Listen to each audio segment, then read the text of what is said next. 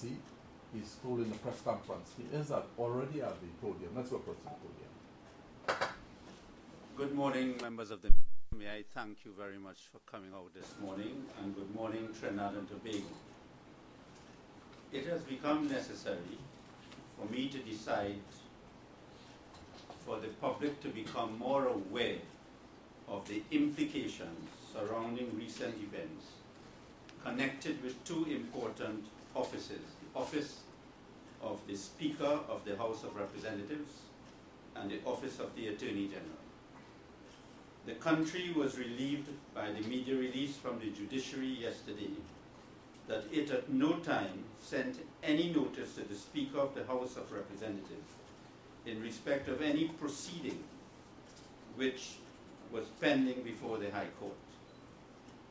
On Friday last, the Speaker of the House of Representatives guillotined a motion of censure brought by the Member of Parliament for Chaguanas West, when the Speaker informed the House that he was sent a notice from the High Court concerning the matter which was the subject of the motion of censure. He also wanted an assurance from the Member of Parliament for Chaguanas West that nothing the member would say in the motion would relate to the matter which was before the court, and that in the absence of the Member of Parliament giving such an undertaking, he would not permit the member to pursue that motion. The Speaker, in his release yesterday, stated that he did not receive any communication from the High Court, but that he instead received a communication from Minister Hawaii, which referred to the High Court proceedings. The motion before the House was a motion of censure against Minister Hawaii. The Speaker of the House of Representatives is therefore telling us that he mistook Minister Hawaii's communication to him for a notice from the High Court. I find that explanation difficult to digest. The Parliament is the People Forum for members of Parliament to make government account to the people. Where the Speaker contemplates preventing a Member of Parliament from pursuing a motion of censure against a government minister, especially where this motion was in respect of allegations of serious conflict of interest against the minister, the Speaker has a duty to make that decision carefully and fairly. Serious questions arise from the explanation given by the Speaker. He admitted that he approved the motion of censure. He admitted that prior to his decision, he received a communication from the minister, who was the subject of the motion. He has not told us that having received that communication, the circumstances of receiving that communication. Did he receive it by letter? Did he get a visit from the minister? If such a communication was received from the minister, what did he do? Did he contact the Member of Parliament for Chaguanas West? Did he hear from him? Did he tell the Member of Parliament for Chaguanas West what were the contents of the communication? Based on his statement, it did not seem as though he had any communication with the Member of Parliament for Chaguanas West of his proposed decision to restrict the Member of Parliament for Chaguanas West in respect of his motion. What is more curious is that the Speaker, from his past history in the Parliament, knew about the sub judice rule, and he knew that sub judice rule does not prevent a matter from being debated in Parliament in relation to civil proceedings to be heard before a judge. Let me explain what the sub judice rule is. If there is a matter before the High Court or before any court, and that matter is being discussed publicly, whether in the Parliament or by the media, there is a rule called the sub judice rule that discussing it may amount to a contempt of court because it can prejudice the fair trial of the matter. It has been held by the laws of Trinidad and Tobago, by the Commonwealth Courts, that there is no sub judice rule which can apply to a civil case to be determined by a professional judge. In Trinidad and Tobago, we have high court judges who are trained, who are lawyers, they are professional judges. When Mr. Wade Mark was leader of the opposition in the Senate, he argued on many occasions that the sub judice rule did not apply to civil proceedings. The reason for that is that a judge in Trinidad and Tobago, being a professional judge, is presumed in law that he cannot be influenced in any matter before him in respect of anything printed in the media or said in the Parliament. And the Speaker has, as I said, articulated this on several occasions in the Parliament. So the question of the sub judice rule applying last Friday is not a factor which I would have expected the Speaker to be considering, because he would have known that it was a civil proceeding which Minister Huwai had filed. I would tell you that the reason why it does not apply to a professional judge, but it applies to a jury. If a civil case is to be determined by a jury, it is likely that an ordinary person, a layman or a laywoman, can be prejudiced by whatever comes out in the newspapers. The law has held that because of the training of a judge, because of his experience as a lawyer, and because of his knowledge as a lawyer, he is not vulnerable to be persuaded by anything he hears out of the court. He is totally independent and impartial. It is significant that the Attorney General this morning in the media is calling upon Dr. Rowley not to discuss matters relating to the civil matter in which it is alleged that the Attorney General requested Mr. West to withdraw his witness statement because, as the Attorney General said on the media, any such discussion would be sub judice and would prejudice the fair trial of a matter. Why it is that the Attorney General, who must be presumed to know the law, is trying to intimidate persons not to discuss matters because they are sub judice, although the matter is before a high court judge who is a professional judge. This government has, since it got into office, used the expressions of the sub judice rule and pre-action protocol letters in an attempt to intimidate members of the media and individuals from exercising their right to freedom of speech and expression in criticizing government actions which amount to misuse and abuse of governmental power. I want to explain this sub judice rule to the public, and for the public to understand, and I will quote the law, so that the public and lawyers would understand, they'll be able to criticize me if I am wrong, that it does not apply to civil proceedings. There is a very important case known as the Sunday Times, known as the Attorney General versus the Sunday Times. It reached the European Court on Human Rights. And what happened in that case is that the Sunday Times newspaper in England was printing about a particular drug which was the subject of a court action.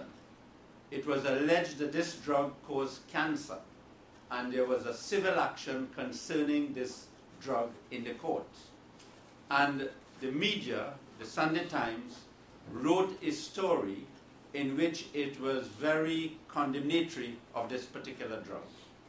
And the Attorney General of the United Kingdom decided to file for contempt of court. And the matter reached the European Court on Human Rights. And the European Court on Human Rights said words to the effect that there could not be a contempt if you have a professional judge. It is only if you have a jury to decide matters, because it must be presumed that a judge cannot be influenced by by what he reads in a newspaper or what he hears on the news, but a jury can. As a matter of fact, the way the language is couched, in cases after that, if any judge could be so influenced, he or she is not fit to be a judge. I also want to refer to a leading law book on contempt of court. This book is quoted by Supreme Courts, by judges. It is a leading authority. The name of the book is Bury and Low on the Law of Contempt. It's a 4th edition, published in 2010, and it's at pages 70 to 71. And these are the principles they state. The accepted principle of law is that professional judges cannot be improperly influenced by any publication which they see or hear about in proceedings before the court. Professional judges are therefore invulnerable from being influenced by publications made in respect of proceedings before them. No professional judge will be influenced in his or her judgment by anything said outside the court, and consequently there is no need to prevent publication of a matter on the ground that it would prejudice the hearing of a case before a professional judge. Such prejudice can only occur where the decision rests with the layman, that is, the jury. The Parliament, ladies and gentlemen, is the forum for the people, for members of Parliament to make the government account to the people. So when Mr. Warner was prevented by the Speaker from making the Minister of Finance account to the Parliament on a matter of national concern and national interest, it was a serious matter. What the Speaker did is not an ordinary error. What the Speaker did was a grave injustice to the Parliament and to the people of Chaguanas West and to the country as a whole in preventing a member of Parliament from moving a motion of censure against the minister. As a former parliamentarian and as a former Attorney General, I find the action of the Speaker unprecedented. I think that his explanation is not an explanation which can be accepted by reasonable persons. And I think that it has serious consequences for the Parliament. It has serious consequences as whether the Parliament can perform its functions.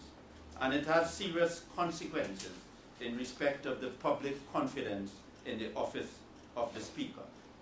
How can anyone in Trinidad and Tobago believe that the Speaker mistook a communication from Minister Hawaii for a notice from the High Court in respect of proceedings in which he would consider that it is important for him to tell the Member of Parliament in order to use what he tells the Member of Parliament as a way of restricting that Member of Parliament? Is the Speaker telling this country that he did not read that notice that he said he got? Is the Speaker telling this country that the notice which he alleged he got, he did not read, and notwithstanding not reading it, he actually told the Member of Parliament what he told him? He actually prevented the Member of Parliament from making his contribution. That is not clarification. That is not a matter for clarification. That is a fundamental breach of the functions and duties of the Speaker of the House of Representatives. I must confess that when I heard the news on Friday that the Speaker got a notice from the High Court, I felt confident that no such notice would have been given to him, because I could not have seen the High Court or the judiciary getting involved in what was before the Parliament. I would next like to talk about the default judgment. That is the judgment which the Attorney General called a press conference to say that he scored a major victory. because although this matter has been investigated by the judiciary and we have had a press release, I do not believe that all the questions have been answered. And I think that there are still some very important questions surrounding this matter which the public must get answers for before there can be public confidence in that investigation. The judiciary issued a release in which it found that there was no conspiracy to pervert the course of justice in respect of the communication of the time limit which Dr. Rowley had to file his defense. This communication was, however, sent to both Mr. Anand Ramlogan and his lawyer, who was on record in those proceedings, but it was not sent to Dr. Rowley or to his attorney at law. As far as I know, in my several years of practice in the legal profession, and I've been practicing law in Trinidad and Tobago since 1967, the practice and procedure of the registry of the court is that if a litigant is represented by an attorney at law, the registry communicates with the attorney at law and not with the litigant. As far as I know, the court file in such circumstances would not have any contact details for the litigant. It would only have contact details for the attorney at law representing the litigant. A court file in those circumstances would not have the litigant's email address or his telephone number. This is because the litigant is represented by the attorney at law. It is the duty of the registry to communicate with the lawyer in those circumstances. It is only if a person is not legally represented in any proceedings that the court would communicate with the litigant and would have his or her contact details. Now let me explain to you and to the population what happens when a civil claim is filed so that they can understand what happened in this case with Mr. Rowley as the defendant and Mr. Ramlogan as the claimant. When a civil claim is filed in the High Court, there is a limited time for the defendant to file a defense. Mr. Ramlogan, the claimant, filed a libel suit against Dr. Rowley, the defendant. Dr. Rowley applied for an extension of time to deliver his defense, and the court gave a deadline date of the 7th of January 2015 for that defense to be filed. Now let me stop here a minute.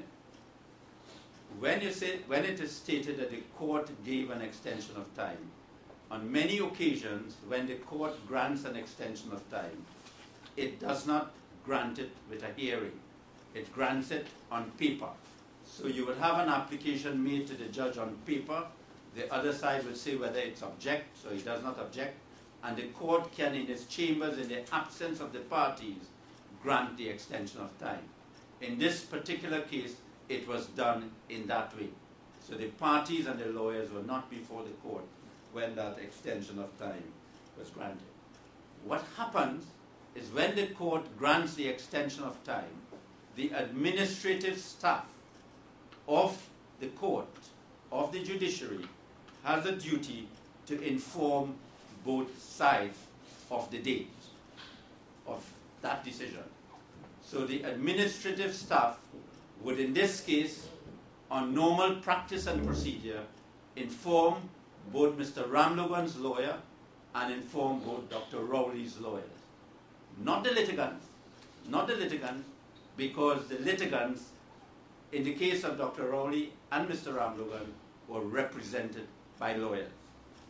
What happened in this case, however, is that Dr. Rowley or his lawyer was not notified by the court registry of the extension of time granted the 7th of January 2015 for Dr. Rowley to file his defense. Since he was not notified, he did not know, he and his lawyer did not know of the time, of the extended time. As a matter of fact, they would have thought that the judge was still considering the matter.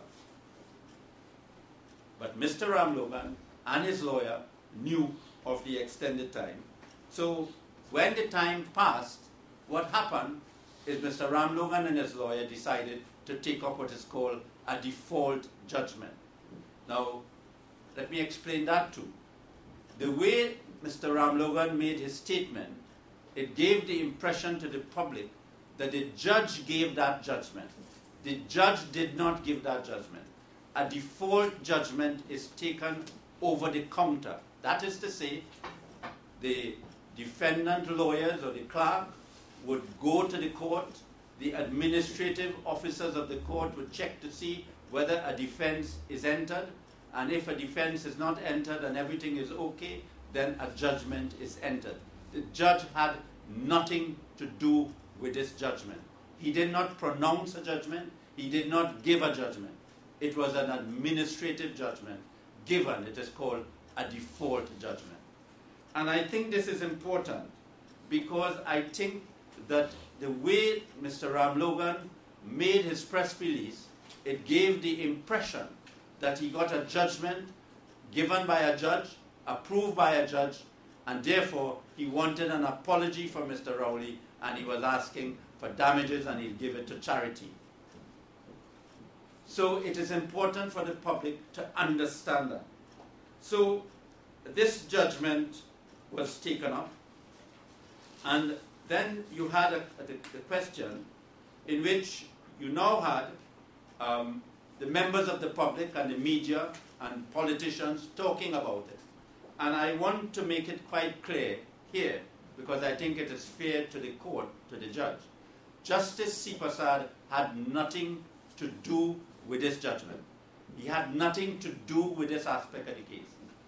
And if there are any implications or insinuations against him, it is most unfair. He had nothing to do with it. So, the registry, the important question which arises would be, for the public consumption, how did the registry, how did the court registry communicate with not only Mr. Ram Logan's lawyer, Mr. Jagai, but communicated with Mr. Ram Logan also, and did not communicate with Dr. Rowley or his lawyer? If it is the practice and the procedure that when someone is legally represented, you would not have the name of the litigant as part of the court record and his contact details, how was he contacted for this matter? And I think it's important for the public to know that, because right now there is a lot of speculation as to whether anyone contacted the registry. Mr. Ram Logan himself has a duty to explain to the public how did the court get his, if he's aware of, how did the court get his email address to email him and email his lawyer also. You see, this matter has caused a lot of public disquiet, and I do not think it is sufficient for the judiciary to give a report of the investigation conducted.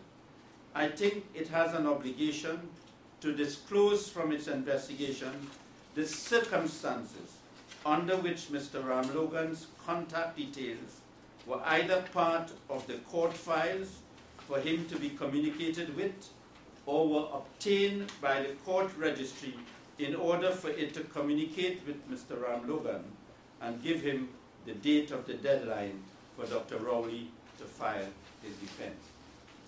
What makes matters worse in this issue, in this case, is that a leading weekly newspaper has stated that the communication from the registry went to the personal email address of Mr. Anand Ram Logan. If that is correct, and the judiciary has a duty to make available this record to tell the country whether it was at the personal email address of Mr. Anand Ram Logan. And that is curious, because if it is that the court proceedings records have the personal email address of Mr. Ram Logan, as contact details, then the question arises why it didn't have Dr. Rowley's personal email address or Dr. Rowley's address. And why it would have an address of the litigant when it's a practice that if you have lawyers, you do not have the litigant's contact details. So this is not a matter to leave pending. This is a matter which needs openness and transparency. The public, members of the public have a right to know. So I would like to make an appeal to the judiciary that it should disclose some of these matters, and if the investigations it conducted did not show these matters, it must say so. But it cannot leave these matters buried under the carpet.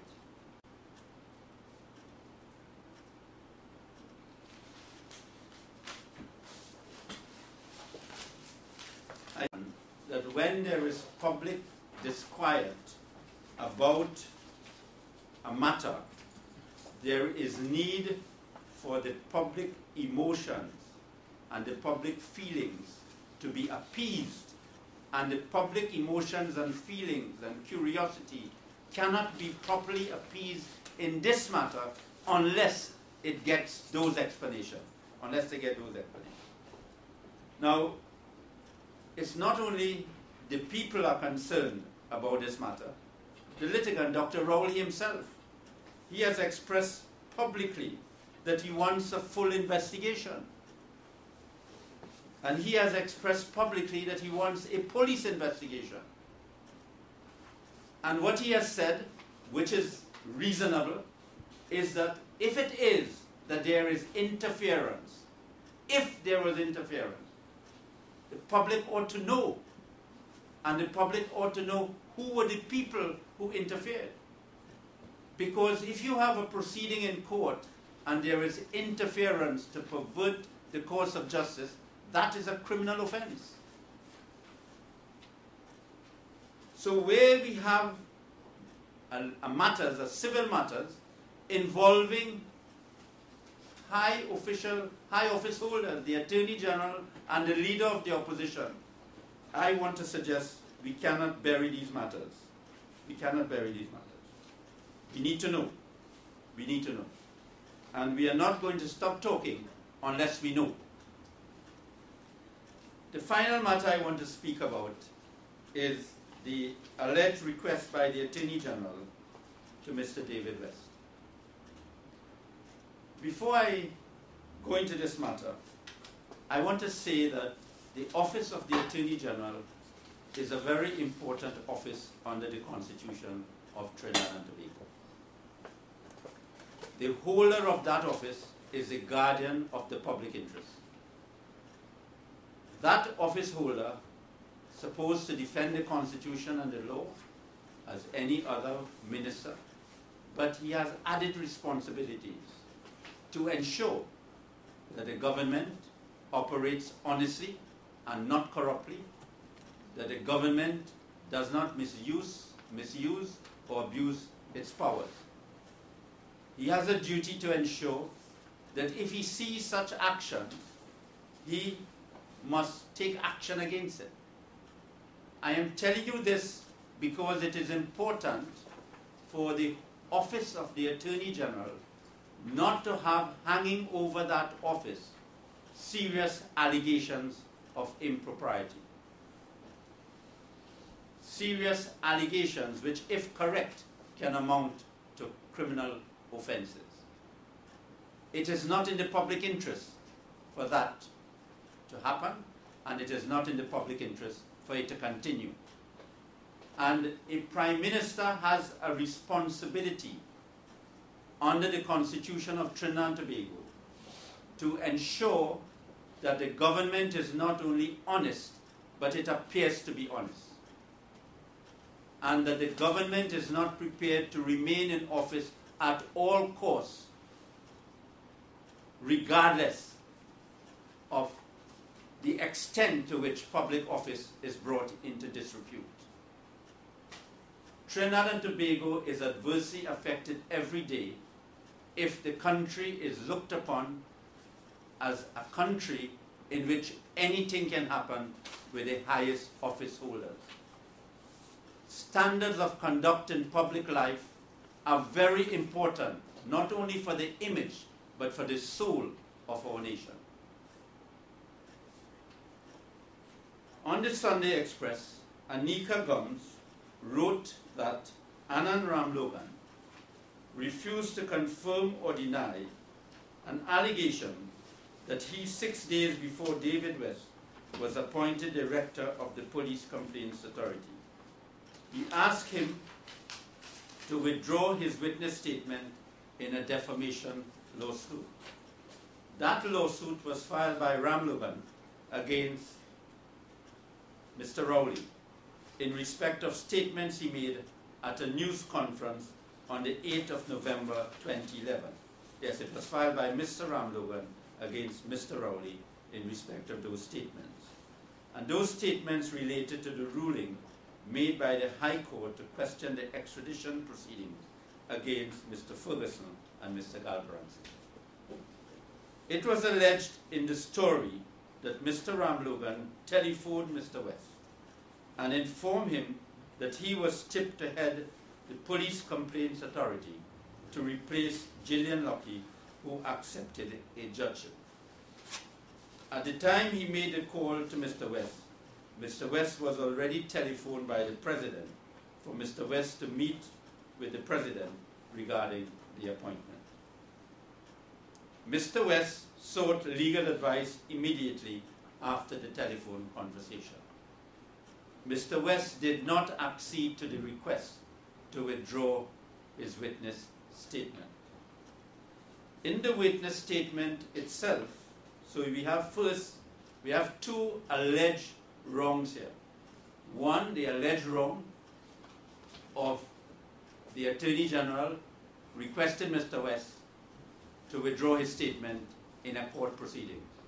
And the second wrong is that the witness statement of Mr. West itself revealed serious allegations against the Attorney General. Allegations which included that the Attorney General gave Mr. West instructions while he was at the Ministry of the Attorney General as part of the Central Authority to rescind his instructions to the police to arrest Mr. Ferguson and Mr. Galbraith after the Privy Council decision on the 7th of June 2010, when the Privy Council dismissed that appeal. Mr. West was also instructed not to get involved in the extradition matter, and also the steps were taken by the Attorney General for private counsel to be appointed to lead Mr. West in the extradition proceedings. Now, my fellow citizens, these are very serious allegations. If these allegations are true, they go to the root of the constitutional system of government in Trinidad and Tobago. It goes to the root of the rule of law, and it goes to the rule of honest government under the Constitution. The seriousness of these allegations, in my view, it would be aggravated when one considers the context all these things were happening. You would recall that the Prime Minister and the Attorney General at a cabinet meeting during the Carnival period decided to take one section of an act and proclaim it, Section 34. And Section 34 was proclaimed as law, and it had effects on this extradition case. So we are seeing that the issues with Mr. West was connected to the extradition case, and it has connections to Section 34. This matter concerns the integrity of the entire cabinet and whether the rule of law would prevail. The rule of law means that no one is above the law, and the highest public official is subject to the law of the land. I think I have a duty to say something here today. Mr. David West worked in the Ministry of the Attorney General whilst I was minister. He is known to be a man of the highest integrity. He is known to be a man who is straight as a pin. And he was not only chosen for that office based on his integrity and based on his acclaim by all the foreign missions which had to deal with the investigation of serious criminal offenses in Trinidad and Tobago. I can tell you that as a fact. He was recently approved by the Parliament of Trinidad and Tobago as a person who is fit to head the Police Complaints Authority. Opposition, government, and every member of Parliament unanimously voted on his credibility and integrity. So the allegations which are being made against the Attorney General in this matter are being made by a gentleman of such character and background.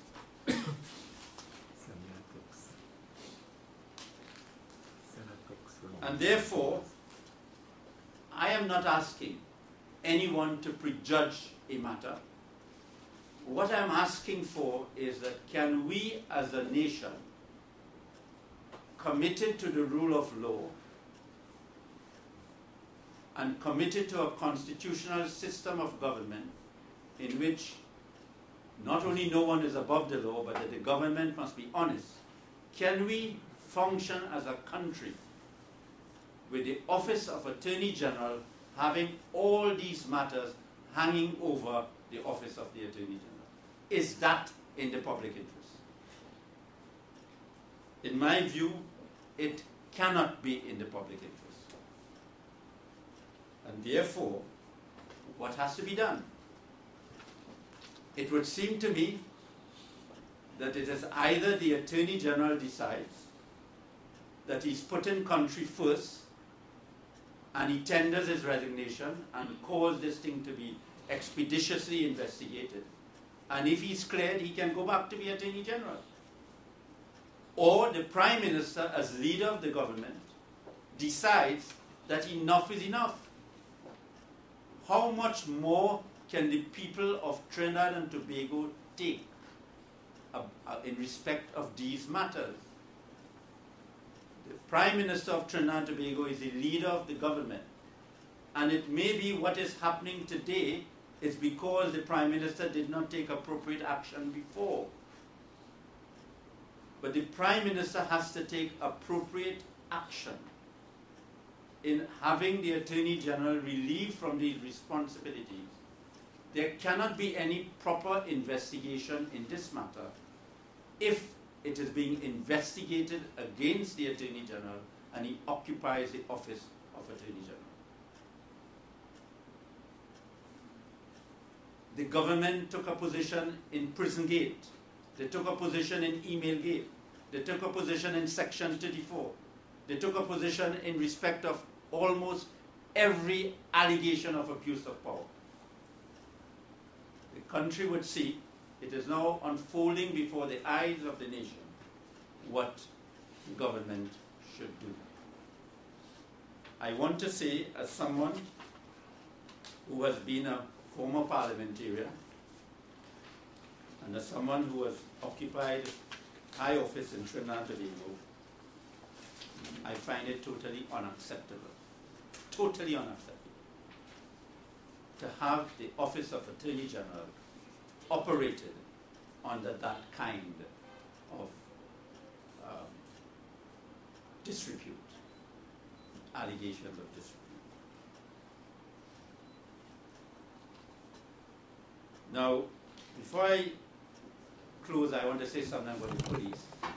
But before I close, just before I came into this press conference, I received a telephone call from a member of the public who informed me that it just came over the news that the Minister of Legal Affairs have requested Mr. David West to visit him at his office in order to discuss this matter.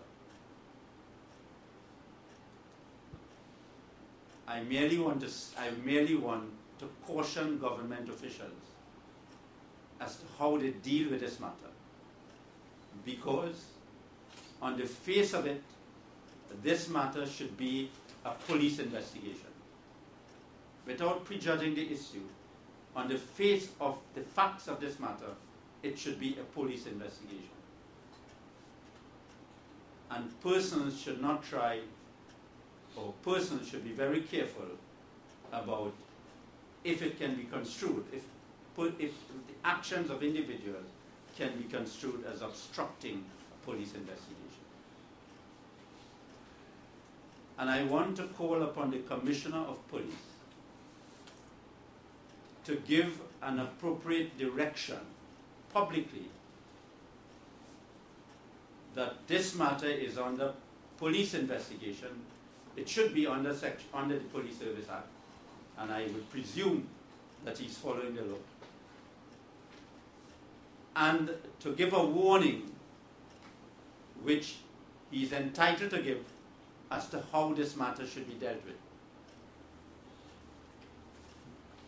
And I want the Commissioner of Police to tell the public that he intends to take swift action against anyone who obstructs a police investigation. I just want to share some knowledge I have about these matters like this. An investigation like this would not take very long. The police would have available to it the record of the telephone calls. According to Mr. West, he went and he spoke to persons after these conversations, so the police can decide whether they would get independent supporting evidence to support the allegations of Mr. West. The Attorney General would be entitled to tell the police everything he wants to tell them and to get all of the witnesses he wishes the police to interview. And within a week, this investigation can be completed. Within a week, less than a week. We should not allow, the public should not allow this matter to grow cold. This should not be a cold case. Not because of the individuals involved, but because of the issues which are involved. And if it is as a people, we can allow this to be buried under the carpet without the public knowing the truth, we would have failed as a society. And I want to make a special appeal to the Director of Public Prosecutions. Under the Constitution of Trinidad and Tobago, the Director of Public Prosecutions is given the sole right to determine whether a prosecution should be commenced or a prosecution should not be commenced or should be discontinued. I wish to make it quite clear, I am not saying that any prosecution should commence. I am asking for a proper investigation. Mr. Ram Logan is presumed innocent until there is evidence to show otherwise.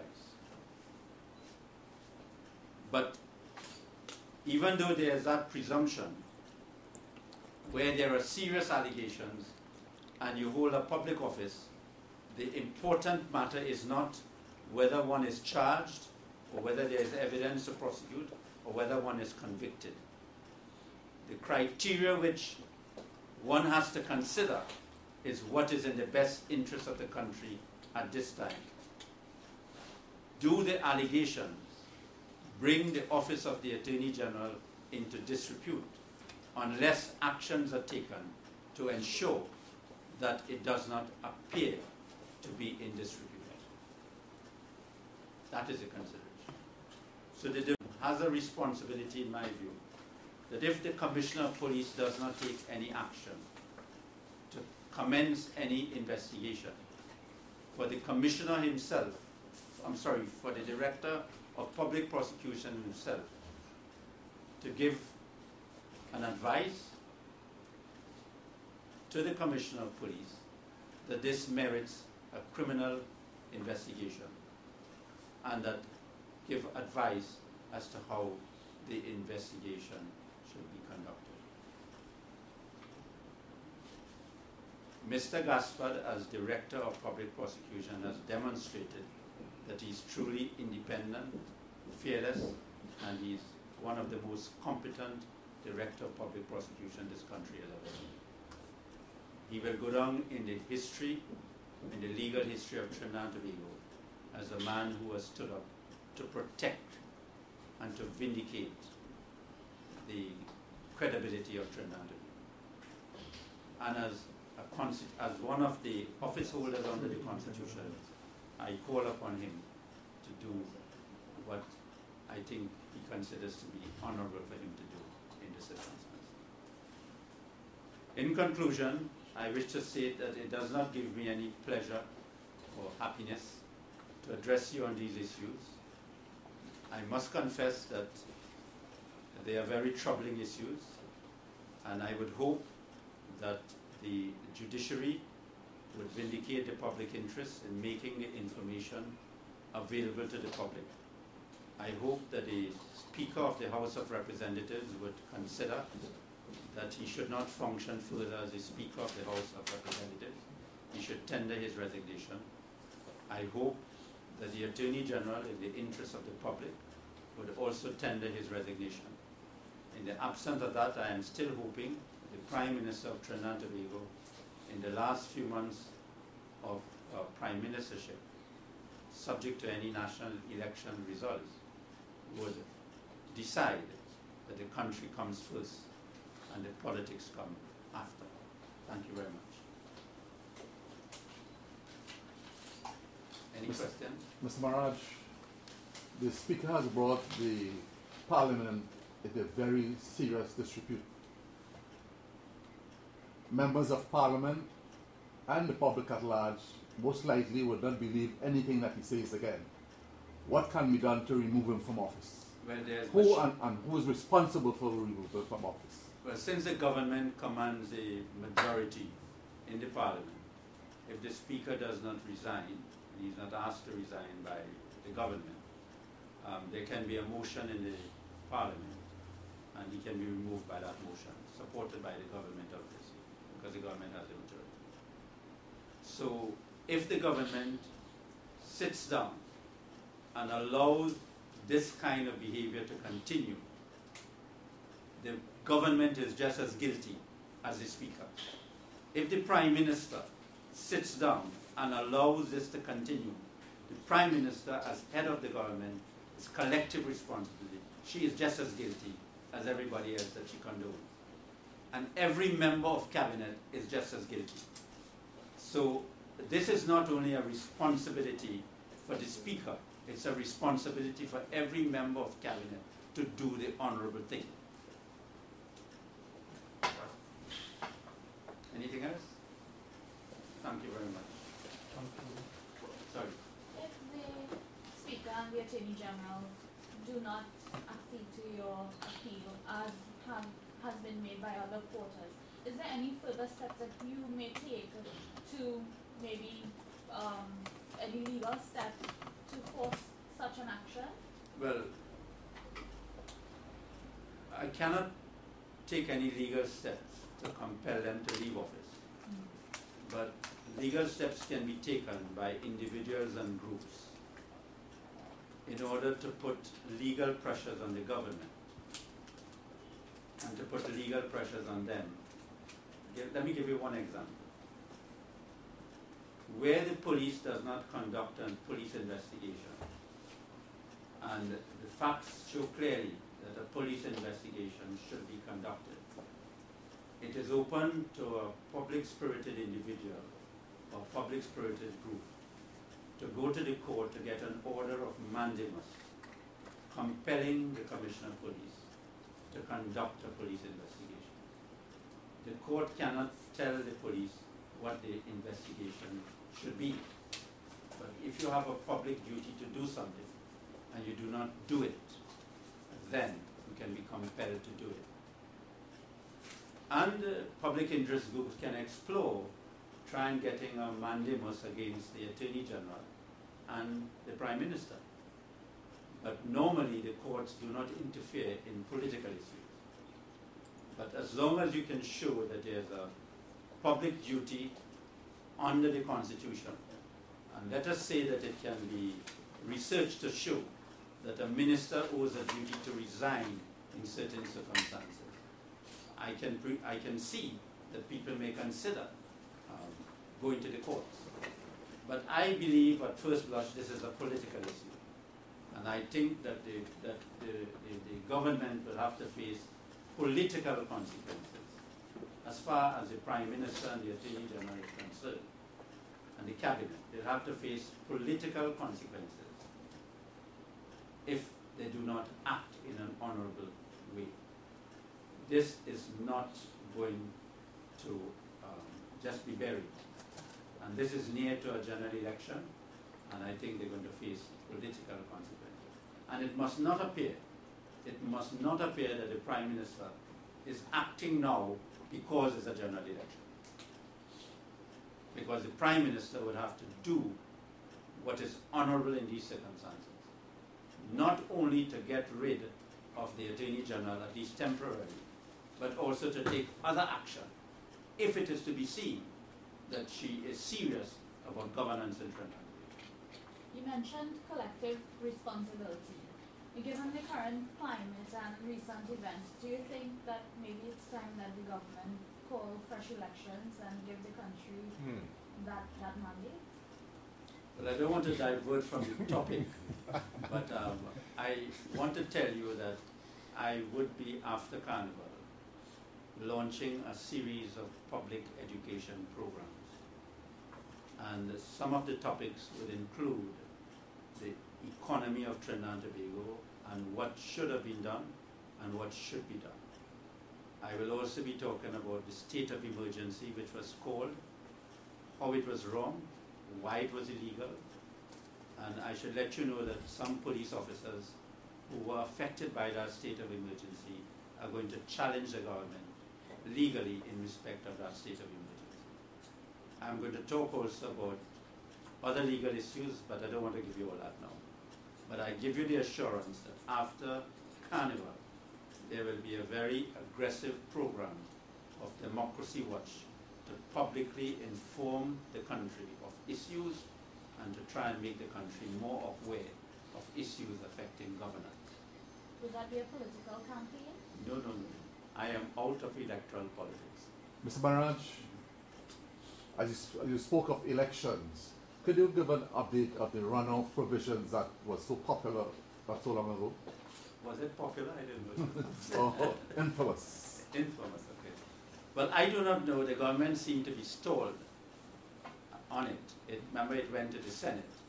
Amendments were done, and it has to go back to the House of Representatives. It may be that the government has reconsidered that a runoff would not be advantageous to the government, because if you have a runoff, perhaps the whole of Trinidad and Tobago might go to vote.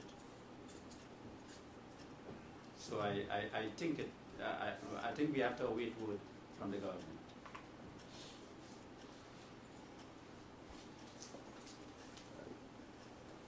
Anything else? Thank you very much.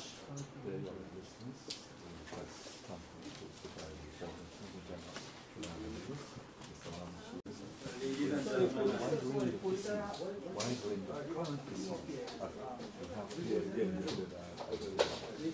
gentlemen, they're going to find out.